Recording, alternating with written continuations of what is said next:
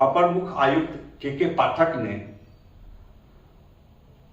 2 फरमान जारी किए हैं। उनके निर्देश पर 2 आदेश जारी किए गए हैं, जिससे शिक्षा विभाग के अधिकारियों, कर्मचारियों और शिक्षकों में हड़कंप है।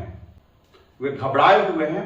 शिक्षक और अधिकारी, कर्मचारी सब के सब हलकान हैं।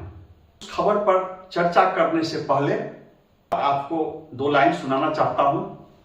शिक्षकों के संबंध में बहुत महत्वपूर्ण बात है, तो सुनिए क्या है। एक शिक्षक का तेज हमारे अंदर तभी समाहित हो सकता है जब उनका सम्मान दिल से करें और उन्हें देव का स्वरूप माने।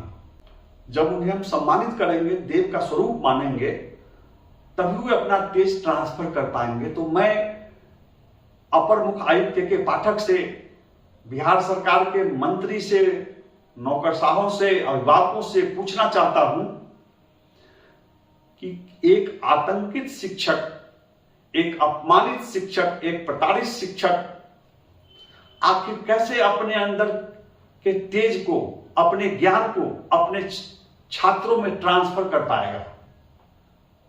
आज के अपमानित आतंकित शिक्षक कैसे अपना ज्ञान, अपना तेज अपने बच्चों में ट्रांसफर कर पाएंगे?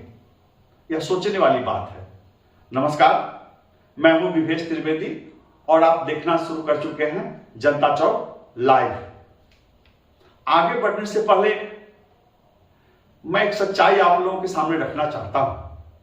मुझे जो जानकारी है, मैं जब सरकारी स्कूलों के सामने से आज गुजरता हूं, जो खबरें आ रही हैं, जब शिक्षक समुदाय से बात होती है, जब छात्रों और अभिभावकों से बात होती है, तो पता चलता है कि सरकारी स्कूलों में शिक्षकों की उपस्थिति बढ़ गई है। जी हां, शिक्षक अब सुबह 9 बजे आते हैं और शाम के 5 बजे तक मौजूद रहते हैं। शिक्षक समय से पहले नहीं भागते हैं, वे समय से आते हैं और समय से जाते हैं। तो जाहिर सी बात है कि जब शिक्षक स्कूल में समय से आ रहे हैं, समय से जा रहे हैं, तो छात्र भी मौजूद रहते हैं। छात्र भी अब पहले की तरह स्कूल छोड़कर भागते नहीं हैं। स्कूलों में पढ़ाई हो रही है, तो इसमें शिक्षक कोई कृपा नहीं कर रहे हैं। उनका नैतिक दायित्व बनता है। जी हां, शिक्षक भी वेतनभोगी सरकारी कर्मचारी हैं, तो उनका दायित्व है, उनका नैतिक दायित्व है कि वे समय से आएं, समय से जाएं, छात्रों को पढ़ाएं। लेकिन देखा क्या जा रहा है कि वे नैतिकता की वजह से नहीं, बल्कि के पाठक के डर से, कार्रवाई के भय से, कर्तव्य परायण होकर नहीं, कार्रवाई की शक्ति के डर से समय पर आ रहे हैं और समय पर जा रहे हैं। तो ये आत्मचिंतन की बात है। अब मैं 2 आदेश, जो ताजा फरमान जारी हुए हैं, उस पर आता हूं। आपको पता है कि शिक्षा विभाग के द्वारा जो आदेश जारी किया गया है, के पाठक जी के निर्देश पर जो आदेश आए हैं, उसके मुताबिक शिक्षकों को अपना संगठन, अपना संघ बनाने का कोई अधिकार नहीं है। उनको पाबंदी लगा दी गई है। नवनियुक्त शिक्षकों पर पाबंदी है कि आप अपना कोई संघ, संगठन नहीं बना सकते हैं। इतना ही नहीं, तुगलकी फरमान में कहा गया है कि शिक्षक सोशल मीडिया पर अपना कोई पोस्ट नहीं डाल सकते हैं, अपने विचार नहीं डाल सकते हैं। इस आदेश को असंवैधानिक बताया जा रहा है, क्योंकि संविधान में हमें मौलिक अधिकार प्राप्त है। देश की प्रत्येक जनता को मौलिक अधिकार प्राप्त है, विचार और अभिव्यक्ति का अधिकार है। हम अपनी बात रख सकते हैं, हम अपने विचार प्रकट कर सकते हैं। और ठीक उसी तरह किसी शिक्षक को भी यह अधिकार है कि वे अपना संघ बनाएं, शांतिपूर्ण ढंग से अपना संगठन चलाएं, अपनी बात रखें। लेकिन अलोकतांत्रिक तरीके से शिक्षकों के मौलिक अधिकार का हनन किया जा रहा है और उन पर रोक लगा दी गई है। शिक्षक डरे हुए हैं, सहमे हुए हैं। सिर्फ इसी आदेश की बात नहीं है, रोज नए नए आदेश आ रहे हैं। अब एक आदेश को लीजिए कि शिक्षक अब आपात स्थिति में छुट्टी लेने के लिए हेडमास्टर को मोबाइल पर व्हाट्सएप पे सूचना नहीं दे सकते हैं। किसी आपात स्थिति में किसी वजह से अगर शिक्षक को सीए लेना है, छुट्टी स्वीकृत करानी है, तो शिक्षक को सदैव उपस्थित होना है स्कूल में हेडमास्टर के पास और उनसे छुट्टी स्वीकृत करानी है। ऐसा आदेश के पाठक के निर्देश पर शिक्षा विभाग द्वारा जारी किया गया है और ये आदेश मोबाइल के माध्यम से, व्हाट्सएप के माध्यम से स्कूलों में पहुंच गया है, शिक्षकों को मिल गया है और शिक्षकों में हड़कंप है, घबराए हुए हैं। स्पष्ट आदेश है कि आपको मोबाइल पर छुट्टी की स्वीकृति नहीं दी जाएगी, व्हाट्सएप के माध्यम से छुट्टी की स्वीकृति नहीं दी जाएगी। अब सोचने वाली बात है कि शिक्षक अगर अचानक बीमार पड़ गए हैं, तेज बीमार पड़ गए हैं, वो स्कूल पहुंचने की स्थिति में नहीं है, उनके यहाँ कोई आकस्मिक घटना घट गई है, वो स्कूल जाने की स्थिति में नहीं है, तो ऐसी स्थिति में शिक्षक कैसे अपनी छुट्टी स्वीकृत कराएंगे? और अगर वो मोबाइल पर छुट्टी लेना चाहेंगे, अगर मोबाइल पर सूचना देना चाहेंगे, तो हो सकता है कि शिक्षक पर कार्रवाई हो। जी हाँ, कार्रवाई की चेतावनी दी गई है, धमकी दी गई है और हेडमास्टर को भी चेतावनी दी गई है कि आप ऐसी छुट्टी को स्वीकृत नहीं करें। तो इस आदेश से राज्य के सरकारी स्कूल के शिक्षकों में तनाव है, हड़कंप है, वे दहशत में हैं। ये आदेश शिक्षकों को दिया किस माध्यम से गया है?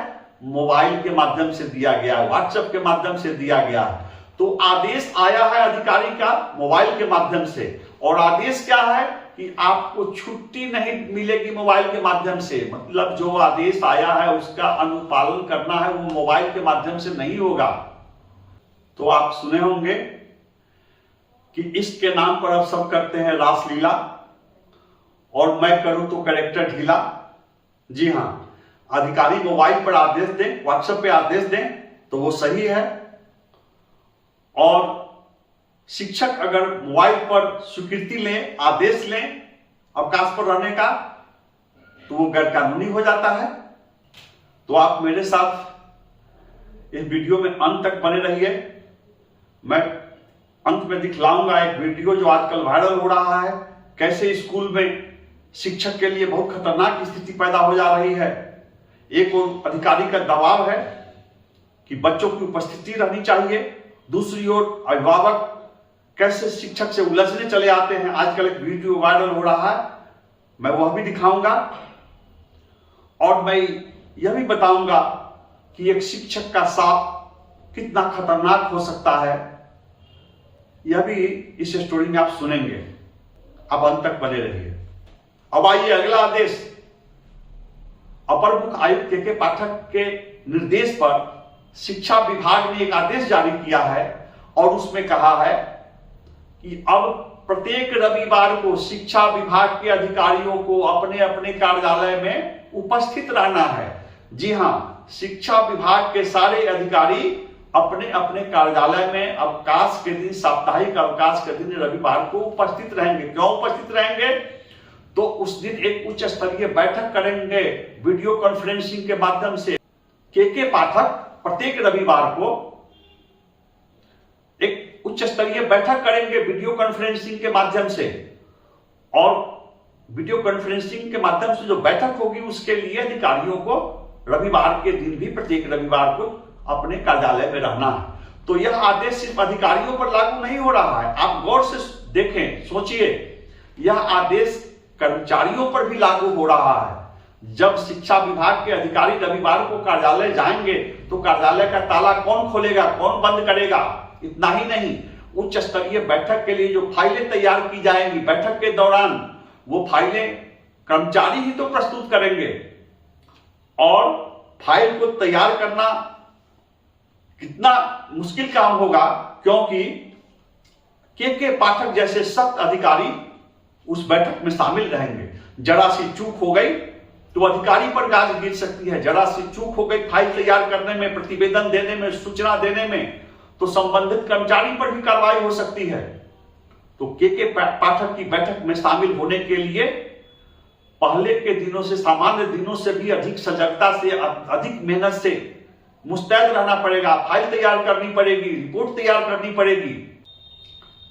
सिर्फ ये जिला तक ही बात सीमित नहीं है कि अधिकारियों को शामिल होना है, तो इसमें जिला शिक्षा पदाधिकारी को शामिल होना है, इसमें सभी कार्यक्रम पदाधिकारी को शामिल होना है और इसमें प्रखंड शिक्षा पदाधिकारी को भी शामिल होना है राज्य भर के। तो राज्य भर के सभी शिक्षा पदाधिकारियों का, जिला शिक्षा पदाधिकारियों का साप्ताहिक अवकाश स्थगित कैंसिल रहेगा, कार्यक्रम पदाधिकारियों का अवकाश स्थगित रहेगा और सभी प्रखंड शिक्षा अधिकारियों का अवकाश स्थगित रहेगा। और इन सब लोगों को आदेश दिया गया है कि आप उस दिन बैठक में रहेंगे। तो जाहिर सी बात है कि इन अधिकारियों के साथ साथ इनके मातहत कर्मचारी भी रहेंगे। तो आप सोच सकते हैं कि कितना हरकंप है। एक दिन भी अब छुट्टी नाम की चीज नहीं बची शिक्षा विभाग के अधिकारियों और कर्मचारियों के लिए। तो इससे उनके कार्य क्षमता पर क्या गुणात्मक प्रभाव पड़ेगा, उन पर कितना मानसिक और मनोवैज्ञानिक दबाव बढ़ेगा, आप सोच सकते हैं। अब मैं एक और विचार लेकर आता हूं और मैं अपर मुख्य आयुक्त के पाठक जी से राज्य के सभी डॉक्टर, इंजीनियर, अभिभावक, राजनेता, क्योंकि सब कभी न कभी छात्र रहे हैं। आज भले ही वे अलग अलग पेशे में हैं, अलग अलग पदों पर हैं, लेकिन जीवन की शुरुआत एक छात्र के रूप में उन्होंने की है। तो एक छात्र और शिक्षक का जो संबंध होता है उस पर मैं एक लाइन आपको सुनाना चाहता हूं। कभी भी गुरु का अनादर नहीं करना चाहिए और उनका अपमान भी नहीं करना चाहिए, अन्यथा वही एक जागृत देव स्वरूप है जिनका श्राप वापस नहीं जाता है। जी हां, गुरु का श्राप वापस नहीं जाता है, शिक्षक का श्राप वापस नहीं जाता है। तो राज्य के अपमानित शिक्षक अगर कुंठित हैं, दुखी हैं, तो वो बहुत विकट स्थिति पैदा हो सकती है।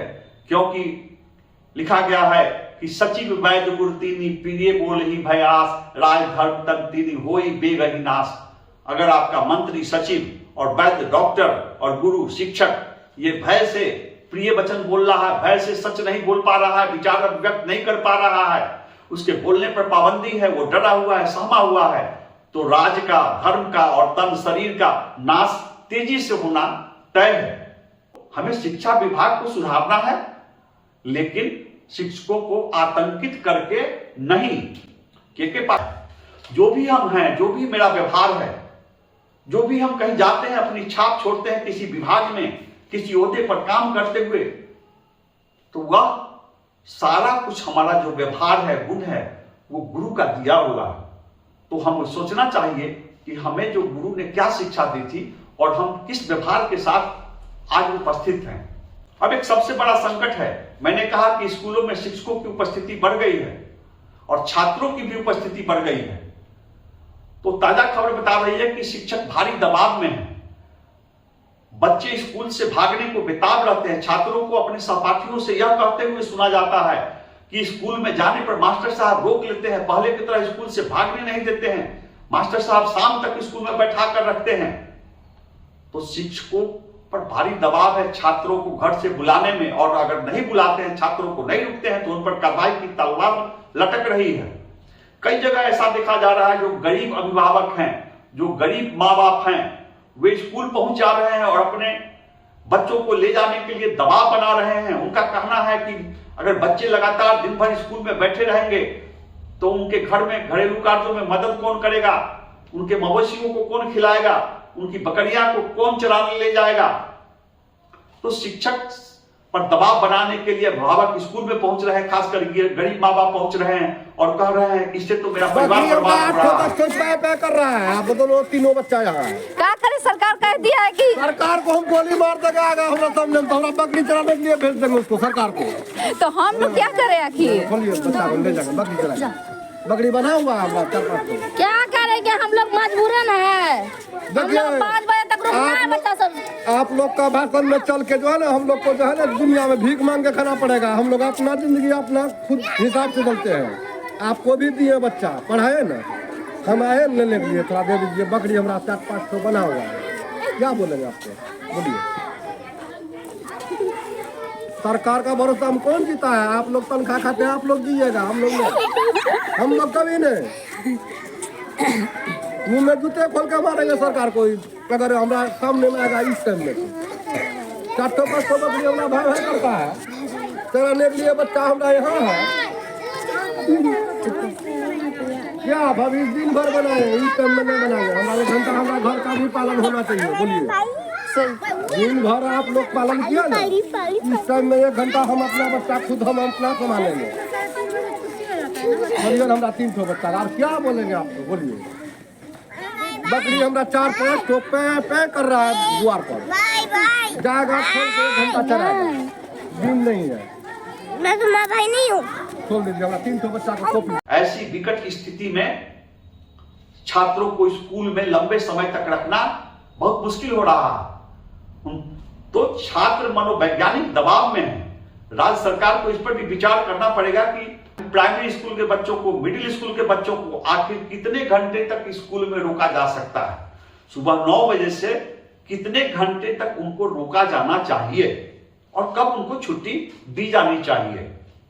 नमस्कार, ये खबर थी शिक्षकों में आतंक, शिक्षकों के तनाव और शिक्षा विभाग के तुगलकी फरमान पर। आप देखते रहिए जनता चौक लाइव। मैं इसी तरह रोज रोचक नवीनतम घटनाक्रम पर आधारित राजनीतिक, सामाजिक, शैक्षणिक जगत की खबरें लेकर आपके बीच आता रहूंगा। आप मेरे चैनल जनता चौक लाइव को शेयर कीजिए, सब्सक्राइब कीजिए और इसे वायरल कीजिए ताकि मेरा मनोबल बढ़े और मैं अच्छी खबर आपके बीच लाता रहूं। नमस्कार।